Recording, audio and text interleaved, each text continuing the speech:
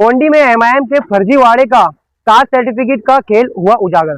Mumbai TV, हर खबर सच के साथ। मैं हुसैन से आप देख रहे हैं मुंबई टीवी। जिस तरीके से गोंडी चुनाव के दौरान एक हड़कंप सी मची हुई थी, कभी पल्ला समाजवादी का भारी पड़ रहा था तो कभी एमआईएम का, मगर इस पूरे 700 सीट पर बाजी एमआईएम ने मार दी थी। अब बाजी मारने के बाद एमआईएम की जो चाल थी वो कहीं ना कहीं अब एमआईएम खुद की चाल में फंस चुकी है। जिस तरीके से एमआईएम के 2 उम्मीदवारों ने फर्जी कास्ट सर्टिफिकेट बनाई थी, इसे पूरी तरीके से इनवैलिड करार दिया गया। सबसे पहले जो सीट थी रोशन इरफान शेख की, उसे 138 नंबर वार्ड था, उसे सबसे पहले इनवैलिड करार दिया गया था। अब पारी आई 137, जहां से उम्मीदवार थी शिवसेना गढ़ से आयशा शफीक शेख और वही एमआईएम की तरफ से समीर पटेल। हालांकि ये सीट काफी टफ रही, मगर समीर पटेल ने ये सीट जीत ली थी। के बाद में अब लड़ाई कोर्ट की तरफ चली गई थी। जिस तरीके से जो समीर पटेल थे उसने कास्ट सर्टिफिकेट फर्जी बनाया था, जिसको चैलेंज आयशा रफीक शेख ने लोकल कोर्ट में किया। लोकल कोर्ट के जब पूरी तरीके से जांच हुई और जांच में साफ तौर पे एलआर नगर डिस्ट्रिक्ट सर्टिफिकेट वेरिफिकेशन कमेटी ने साफ तौर पे इसके सर्टिफिकेट को इलीगल करार दिया गया है।